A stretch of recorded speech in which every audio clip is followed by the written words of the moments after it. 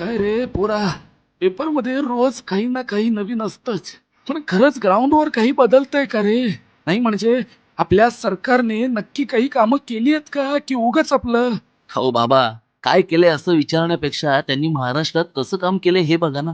जलयुक्त शिवारमधून शेतीला पाण्याचा हक्काचा आधार दिला. समृद्धी महामार्गासारखा जागतिक दर्जाचा रस्ता दिला. मेट्रोचं जाळं विणलं. लाडकी बहीण योजनेतून माता भगिनींना आर्थिक बळ दिलं. आणि आता तर त्यांच्या सौर कृषी पंप योजनेने चक्क Guinness book of world record केलाय. हो एवढंच कशाला, 35,000 पंपाचं लक्ष असताना सरकारने चक्क 45,911 सौर पंप बसवून दाखवलेत. बँकांसोबत करार करून या योजनेला त्यांनी कधीच निधी कमी पडू दिला नाही. त्यामुळे आता लाखो शेतकऱ्यांना दिवसा वीज मिळणार आणि शेती खऱ्या अर्थानं समृद्ध होणार. हे वर्ष जनतेला समर्पित आहे असं देवाभाऊ म्हणाले होते. आणि हे यश म्हणजे त्यांच्या याच शब्दाची प्रचिती आहे. म्हणूनच ते ठामपणे म्हणतात की महाराष्ट्र आता थांबणार नाही, तो असाच प्रगतीच्या वाटेवरती पुढे जात राहणार. खरं तर ही देवाभाऊंच्या दूरदृष्टीची पोचपावतीच आहे बाबा. केवळ स्वप्न न दाखवता ती सत्यात उतरवण्याची जिद्द त्यांच्याकडे आहे. अहो शेती, रस्ते, महिला सुरक्षा आणि पायाभूत सुविधा अशा सर्वच आघाड्यांवरती महाराष्ट्र प्रगत करणारा हा नेता म्हणजे आपली खरी ताकद आहे बाबा. म्हणूनच आज प्रत्येक जण अभिमानाने म्हणतोय, विकासाचा हा नवा चेहरा